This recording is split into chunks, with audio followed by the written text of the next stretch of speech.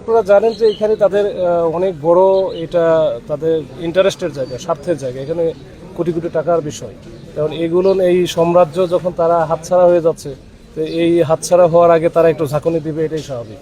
তো যতই ঝাঁকুনি দেখ, আসলে আমরা চেষ্টা করব। আমাদের আইনশৃঙ্খলা বাহিনী এখানে অবস্থান করতেছে, সামনে আরও অবস্থান করবে, আর হয়তো বেশি পরিমাণে আমরা রাখবো। স্যাররা যেভাবে সিদ্ধান্ত দিবে। তো এই হচ্ছে অবস্থা। আমাদের কোনো বা পিছানোর কোনো সুযোগ নাই।